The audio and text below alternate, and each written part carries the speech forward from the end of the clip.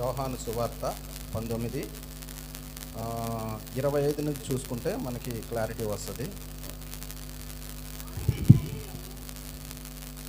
సరే, నేనే చదువుతా. ఆయన తల్లి సహోదరియు క్లోపా భార్య అయిన మరియయు మగ్దలేని మరియయు యేసు శిలువ యొద్ద నిల్చుండిరి.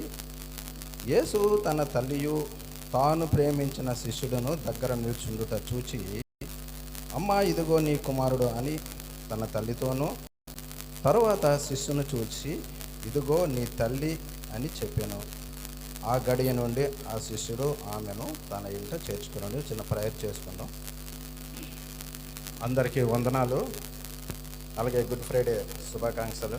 అయితే ఇందులో నాకు ఇచ్చిన మాట ఏంటంటే, మన ప్రాక్టికల్ లైఫ్లోన మనం ఒకసారి ఆలోచించుకుంటే, నేను ఒక మంచి స్థితిలో ఉన్నాను, బాగానే ఉన్నాను, నా పొజిషన్ బాగుంది. అలాంటప్పుడు నా తల్లిదండ్రులను నేను చాలా చక్కగా చూసుకుంటాను. ఎందుకంటే నేను బాగున్నాను కాబట్టి. నేను బాగున్నాను, నాకు ఎలాంటి ఇబ్బంది లేదు, నా ఫైనాన్షియల్ స్టేటస్ కూడా బాగుంది కాబట్టి నా తల్లిదండ్రులను నేను చక్కగా చూసుకుంటాను.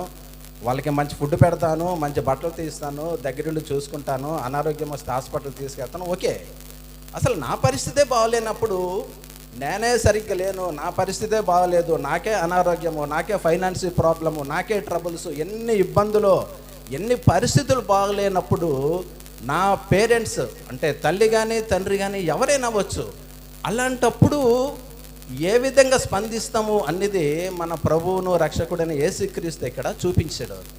అక్కడ ఏంటంటే అన్న చెప్పినట్లు ఒక్కొక్క సిచ్యువేషన్లోన మాట్లాడే మాటలు చాలా ప్రభావితం చేస్తాయి జనాల్ని. యేసుక్రీస్తు ప్రభువు గురించి తను బ్రతుకున్న 33 సంవత్సరాల్లోన అతని మాటలు చాలా గంభీరంగా ఉండేవి అనమాట. ఒక యాటమ్ బాంబు టైప్లో ఉండేవి. మీకు గుర్తుంటుంది, హీరోషిమా నాగసాకి పట్టణంలో ఉన్న ఒక ఆటం బాంబు వేస్తే దేశం నాశనం అయిపోయింది. ఇప్పటికీ కూడా అక్కడ పచ్చగడ్డి కూడా మొలదు. అంత ప్రభావితం అనమాట. అంతకన్నా ప్రభావితం మన ప్రభు అయిన యేసుక్రీస్తు మాటలు. కొంతమంది అర్థం చేసుకోలేకపోయారు. ఒకవేళ దెయ్యాల్ని స్వస్థపరిచేటప్పుడు వాళ్ళు ఏమన్నారంటే, ఇతను దెయ్యానికి అధిపతి అని చెప్పేసి అనుకున్నారు. మరికొంతమంది ఏమనుకున్నారంటే, ఇతను ప్రవక్తల్లో ఒకడు, ఏలియా లాంటి వాడు ఉంటాడేమో, ఆ ప్రవక్తల్లో ఒకడు అనుకున్నాడు. వీటన్నిటికీ కారణం ఏంటంటే, వాళ్ళు ప్రవచనాలని చదవలేదు, ప్రవచనాలని తెలుసుకోలేదు. సిమియోన్ అని చెప్పేసి ఒకతను ఉంటాడు. లూకాసు వార్తలో బహుశా ఉండొచ్చేమో, లూకాసు వార్తలో 2వ అధ్యాయం అనుకుంటాను. అతనికి పరిశుద్ధాత్మ ద్వారా ఒక ప్రేరేపణ ఉంది. యేసుక్రీస్తుని చూడకముందు మరణము సంభవింపదు. అది ఎప్పుడు కానీ యేసు ప్రభువును చూసిన తర్వాతే. యేసు ప్రభువు నా దేవాలయానికి తీసుకొచ్చేటప్పుడు ఒక మాట అంటాడు మరియతో, అమ్మా, నువ్వు చాలా సంతోషిస్తున్నావు, నువ్వు చాలా హ్యాపీగా ఉన్నావు, కానీ నీ హృదయం నుండి ఒక ఖడ్గము దూసుకుపోతుంది అని. అప్పుడు మరియా ఆ సిచ్యువేషన్ ఏంటో ఆవిడికి తెలియకపోవచ్చు. ఎందుకంటే హ్యాపీ డేస్, సర్వోన్నతమైన దేవుడు నా గర్భంలో ఉన్నాడు, సర్వోన్నతమైన శక్తి నన్ను ఆవరించింది కాబట్టి మంచి ఎంతో సంతోషంతో ఉండొచ్చు. కానీ ఆ సిమియోన్ అంటాడు, నువ్వు సంతోషిస్తున్నావమ్మా, బాగానే ఉంది, కానీ నీ హృదయమును నుండి ఒక ఖడ్గము దూసుకుపోతుంది. రాబోయే యేసుక్రీస్తు సిలువను గూర్చి సిమియోన్ అప్పుడే ప్రవచించాడు. యేసుక్రీస్తు సిలువను గూర్చి సిమియోన్ అనే ప్రవక్త అప్పుడే ప్రవచించాడు అనమాట. అమ్మా, నువ్వు చాలా ఇబ్బంది పడతావు. ఏ తల్లి అయినే తన కళ్ళ ముందు తన కొడుకును అంతగా హింసిస్తుంటే నిజంగా మరియ కాబట్టి మరి తట్టుకుందేమో, కానీ కొంతమంది గుండె పగిలి చనిపోతారు. ఎందుకంటే ఆవిడకి వాగ్దానం ఉంది, దేవదూత వాగ్దానం ఉంది, అమ్మా, నీవు దయాప్రాప్తురాలు, నీవు కనబోయే శిశువు మామూలు కాదు అని అతనికి. ఎందుకంటే ఆవిడికి వాగ్దానం ఉంది. కానీ అలాంటి పరిస్థితుల్లోన ఈరోజు చూస్తే అక్కడ అంత వ్యతిరేకమైన పరిస్థితులు. అన్న చెప్పినట్లు మరి ఘోరమైన మరణం. కామన్గా ఇప్పుడు మన అకులన్న చెప్పినట్లు 2 దొంగల్ని కూడా సిలువేసేటప్పుడు ముళ్ళ కిరీటం పెట్టలేదు, కొరడాలతో కొట్టలేదు, ముఖం మీద ఉమ్మేయలేదు, గుద్దపడలేదు, ఏమీ లేదు. కానీ అలాగ జరిగింది ప్రవచనాలు నెరవేర్పును బట్టి మన ప్రభు అయిన యేసుక్రీస్తుగా. అయితే అక్కడ సిచ్యువేషన్ అలాంటప్పుడు అక్కడ ఉన్నోళ్ళు ఒక నలుగురు వ్యక్తులు ఉన్నారు. ఎవరెవరు ఉన్నారు మరి? తల్లి అయిన మరియా, మరియు సహోదరి అంటే మరియా సహోదరి, క్లోఫా భార్య అయిన మరియా, మగ్దలేని మరియా, తర్వాత యేసుక్రీస్తుని దగ్గరగా వాచ్ చేస్తూ యేసుక్రీస్తుని యొక్క కుటుంబాన్ని దగ్గరగా ఉండైన యోహాను ఉన్నాడు. అంటే కామన్గా అక్కడ సిచ్యువేషన్ ఎలాగుంటుందంటే, అక్కడ ఎవరైనా పారిపోయారు అందరూ. ఎందుకంటే భయానికి పారిపోయారు. మనల్ని కాపాడుతాడన్న వ్యక్తే, మనల్ని ఉద్ధరిస్తాడన్న వ్యక్తినే సిలువ వేశారు కాబట్టి మనల్ని చంపేస్తారేమని చాలామంది భయపడి ఉంటారు, వెళ్ళిపోయారు. కానీ ఇందులోన ఒక నలుగురు స్త్రీలున్న తర్వాత యోహాన్ అన్న వ్యక్తి, అంటే యోహాను గురించి ఒకసారి మనం చూసుకుంటే క్లోజ్గా అనమాట, యేసుక్రీస్తు యొక్క కుటుంబంతో కొంచెం క్లోజ్ రిలేషన్షిప్ అనమాట. అన్ని విషయాల్లో దగ్గరగా ఉండి చూసుకోవడం బట్టి అలాంటి సిచ్యువేషన్లో కూడా, అలాంటి పరిస్థితుల్లో కూడా అతను విడిచిపెట్టలేదు. పేతురు కూడా గొప్పోడే. పేతురు గురించి ఒకసారి అంటాడు, పేతురు నన్ను గురించి విలేటనుకుంటున్నారంటే, సరే వాళ్ళ అభిప్రాయం కాదు, నీ అభిప్రాయం ఏంటంటే నువ్వు దేవుని క్రీస్తువు అన్నప్పుడు, శబాస్ నా గురించి నువ్వు తెలుసుకున్నావు కాబట్టి నీ యొక్క దీని మీదే నిన్ను సంఘాన్ని కడతానన్న పేతురు కూడా ఆ టైంకి ఎస్కేప్ అయ్యే పరిస్థితి అనమాట. కానీ ఇంత జరుగుతున్నాయి. మరి యోహాను మట్టుకి దగ్గరుండి మరి అక్కడ అంటే అక్కడ సిచ్యువేషన్ బట్టి వాళ్ళని బలపరుస్తున్నట్టు మనం చూస్తాం. అంటే తల్లిని కానీ అక్కడున్న వాళ్ళని కానీ బలపరుస్తున్నట్టు మనకు కనిపిస్తుంది. అలాంటి సిచ్యువేషన్లోన మరి తల్లి పట్ల ఎంత శ్రద్ధ కలిగి ఉన్నాడో మన ప్రభువు అయిన యేసుక్రీస్తు. యోహాను పిలిచి అక్కడ ఒక మాట ఉంది చూసావా, అమ్మ ఇదిగో నీ కుమారుడని తన తల్లితో చెప్పాను. అంటే అక్కడ అమ్మ నేను కుమారుడినే, కానీ నేను వెళ్ళిపోతున్నాను, ఇదిగో నీ కుమారుడు. అమ్మ నీకు నీ కుమారుడు లేదని నువ్వు బాధపడకు, నువ్వు చింతించుకో, నాలాగే యోహాను కూడా నిన్ను చూసుకుంటాడు అని ఒక భరోసా అన్నమాట. మరి ఈ దినాల్లో మనం ఇవ్వగలుగుతున్నామా మన తల్లిదండ్రులకి? మనము మంచి ప్లేస్లో ఉండి, మంచి పొజిషన్లో ఉండి, మంచి స్టేటస్లో ఉండి అన్నీ బాగుండేటప్పుడు మన తల్లిదండ్రులని హ్యాపీగా చూసుకుంటాం. మరి మన పొజిషనే బాగాలేనప్పుడు నిజంగా నా పొజిషనే బాగాలేదు, నేనే అడుగు తింటున్నాను, నా బాధల్లో నేను పడతాను కానీ మీకేం చూస్తానని మనం విడిచిపెట్టిన వారు ఉన్నామా? అంటే యేసుక్రీస్తు భూమి మీద అతను ఏంటంటే ప్రతిదీ మనకు ఒక మాదిరి. ఏంటంటాడు, నిన్ను వలే నీ పొరుగు వారిని ప్రేమించు అంటాడు. నిన్ను ఎవరు దూషిస్తున్నారో వాళ్ళ గురించి ప్రార్థన చెయ్యు అంటున్నారు. అంటే అతను ప్రతిదీ మనకి భూమి మీద ఒక మాదిరి చూపించి వెళ్ళాడనమాట. భూమి మీద అంటే ఏంటంటే ఇప్పుడు గుద్దారు, సిలువ వేశారు, అన్నీ చేశారు, ఒక మాట అన్నారు, వీళ్ళు ఏమి చేయుచున్నారో వీళ్ళు ఎరుగరు. ఒక్క మాటతో తేల్చేసేయడం మన ప్రభువు అయిన యేసుక్రీస్తు. అయితే ఒకటి ఇందులో మనం చూసింది ఏంటంటే, సరే తల్లి కాబట్టి ఆ విధంగా ప్రవర్తించాడు, తల్లి కాబట్టి ఆ విధంగా చూపించాడు. మరి యేసు ప్రభు అందరి పట్ల అలా చూపించాడా అంటే ఒకసారి వాక్యంలోకి వెళ్తా. 13వ అధ్యాయం తీయండి ఒకసారి, యోహాను దాంట్లోనే 13.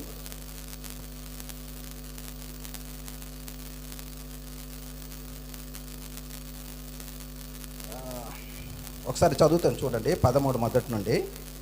తాను ఈ లోకము నుండి తండ్రి యొద్దకు వెళ్ళవలసిన గడియ వచ్చనని యేసు పస్కా పండుగ ముందే ఎరిగిన వాడే లోకములో ఉన్న తన వారిని ప్రేమించి వారిని అంతము వరకు ప్రేమించెను. ఈ ప్రేమ అనేది యేసుక్రీస్తు తల్లిలోనే చూపించలేదండి. మన ప్రభువు అయిన యేసుక్రీస్తు ఈ ప్రేమను తల్లి కాబట్టి చూపించాడనడానికి లేదు.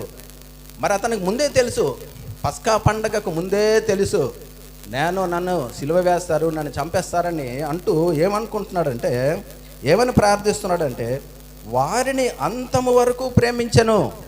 ఎవరైతే యేసుక్రీస్తుని విశ్వసిస్తారో, ఎవరైతే యేసుక్రీస్తును దేవుడని అంగీకరిస్తాడో వాళ్ళని అంతము వరకు ప్రేమించే దేవుడై ఉన్నాడు. మన దేవుడు తల్లినే కాదు, అతనిని ఆదరించేవారు, అతనిని ఆరాధించేవారిని, యేసుక్రీస్తు స్వంత రక్షణగా ఎంచుకున్న ప్రతి వారిని దేవుడు విడిచిపెట్టాడు. ఎప్పుడు వరకు? అంతము వరకు. అంటే ఏది అంతము? ఈ భూమి ఆకాశములు గతించిన వారికి అంతం అన్నమాట. అందుకే అంటాడు, ఇదిగో యుగ సమాప్తి వరకు సదాకాలం నేను మీతో ఉంటాను అని ఒక భరోసా అన్నమాట. మనం అనుకుంటాం తల్లి మీదే ప్రేమ కాదు, తల్లి కాబట్టి మరి అక్కడ ఆ విధంగా యోహానికి అతను అప్పగించినట్టు చూస్తున్నాం. కానీ మరి ఇక్కడ చూసుకున్నట్లయితే తాను ప్రేమించిన వారందరికీ అంతము వరకు, అంతము వరకు, యుగ సమాప్తి వరకు అతను ప్రేమించినట్టు మనం చూస్తున్నాం. అలాగే ఇంకా ఒకసారి 16వ అధ్యాయం చూసుకున్నట్లయితే 16:7 నుండి, అయితే నేను మీతో ఒక సత్యం చెప్పుచున్నాను, నేను వెళ్ళిపోవుట వలన మీకు ప్రయోజనము. నేను వెళ్ళని ఎడల ఆదరణకర్త మీ వద్దకు రాడు, నేను వెళ్ళని ఎడల ఆయన మీ వద్దకు పంపుదును. ఆయన వచ్చి పాపమును గూర్చియు, నీతిని గూర్చియు, తీర్పును గూర్చియు, లోకమును గూర్చియు మీకు చెప్పుకొనుచున్నాను. అందుకే అంటే ఇప్పుడు యేసు ప్రభు వారు సిలువ వేయడము ఇవన్నీ ఏదో కాకతాళికంగా యాక్సిడెంటల్గా జరిగింది కాదు. ఇదంతా మనకి తెలిసినవే, ప్రవచనాలు నెరవేర్పు మనందరికీ తెలుసు. యేసుక్రీస్తు భూమి మీదకి రావడము ప్రవచనాలు, అతను సిలువ వేయడం ప్రవచనాలు. అయితే అతను ఏంటంటే ఈ లోకం నుండి వచ్చాడు 33.5 సంవత్సరాల నుండి. తర్వాత ఇక్కడి నుండి నేను వెళ్ళిపోతేనే మీకు మేలు అంటున్నాడు. పేతురు అంటాడు, అది ప్రభువా అలా జరగకూడదు అంటే పేతురుతో అంటాను, సైతాను నువ్వు ఇక్కడ నుండి వెళ్ళిపో అని. అంటే అక్కడ సైతానుగా పేతురుని కూడా అంటాడు, నీవు ఇక్కడ నుండి నా వద్ద నుండి వెళ్ళిపో అని. అంటే మన ప్రభువైన యేసుక్రీస్తు ఇక్కడి నుండి వెళ్ళిపోవటం వలన మనకి లాభం. అతను వెళ్తే మనకి ఆదరణకర్త వస్తాడు, మన పాపంలో కూర్చో మనం ఒప్పింపబడతాం. అందుకే అంటాడనమాట, నేను ఇక్కడి నుంచి వెళ్ళిపోవాలా, వెళ్ళిపోయే గడియ వస్తుంది కాబట్టి అది మీకు మేలుకరము అని చెప్పేసి మరి మన ప్రభువైన యేసుక్రీస్తు మనకు చెప్తుండే అనమాట. అలాగే ఒక్కసారి ఇంకా చూసుకున్నట్లయితే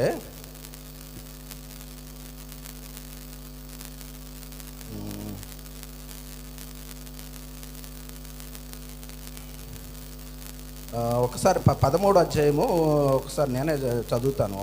తండ్రి తన చేతికి సమస్తమును అప్పగించననియు, తావును దేవుని యొద్ద నుండి బయలుదేరి వచ్చిననియు, దేవుని వద్దకు వెళ్ళవలసి ఉన్నదని ఎరిగి. మరి అంటున్నాడు అనమాట, మనకి అంటే కామన్గా అరే యేసు ప్రభు వెళ్ళిపోతున్నాడు, మన పరిస్థితి ఏంటి అన్నట్టు మనం అనుకుంటాం. కానీ ఇక్కడ అతను వెళ్ళవలసిన గడియ వచ్చి ఉన్నది, అతను తప్పగా వెళ్ళాలి. ఆ వెళ్ళేటప్పుడు మనకి ఆదరణకర్త భూమి మీదకి వస్తాడు కాబట్టి మనకి ఆదరణ ఉంటుంది అంటాడు. అలాగే ఒక్కసారి అపోస్తుల కార్యాలు 2వ అధ్యాయము 22 నుంచి 24 చదవండి. మరణము బంధించుట మన ప్రభువైన యేసుక్రీస్తుకి అసాధ్యము. ఇక్కడ అపోస్తుల కార్యాలు అంటున్నారు, మీరు దుష్టుని చేతికి అప్పగించారు, మీరు సిలువ వేశారు, చంపారు, కానీ మరణము ఆయనను బంధించుట అసాధ్యము. ఎందుకంటే అతను అంటున్నాడు, నేను ఇదిగో 3వ దినాన్ని లేస్తాను, తిరిగి 3వ దినాన్ని లేస్తాను, నన్ను సిలువ వేస్తారు. మరి దుష్టుల చేతికి అప్పగింపబడ్డాడు, అప్పగింపబడ్డాడు. మరి ఆ సిలువలో మనం ఒకసారి చూసుకున్నట్లయితే ఆ 7 మాటలను బట్టి చూస్తే అందరూ కూడా అక్కడ అతను ఫస్ట్ ఏంటంటే అతను దయాగుణాన్ని చూపించాడు. మరి నా మాటకు వచ్చేసరికి ఒక బాధ్యత చూపిస్తున్నాడు అనమాట. తల్లిదండ్రులకు మనం ఏ విధంగా ప్రేమించాలి, తల్లిదండ్రులను మనం ఏ విధంగా చూసుకోవాలని చెప్పేసి మరి ఒకసారి సమూయేలు 22 చూడండి అమ్మా. ఇది ఒక మన యేసుక్రీస్తు నుండే కాదు, తన పితరుడైన దావీదు నుండి కూడా మనం చూడొచ్చు. ఒకసారి సమూయేలు 22 చూడండి అమ్మా, 3-4. అంటే ఇక్కడ అప్పుడు చూసుకున్నట్లయితే దావీదు తన మామయ్య అయిన సౌలుతో తరమబడుతున్న దినాలన్నమాట.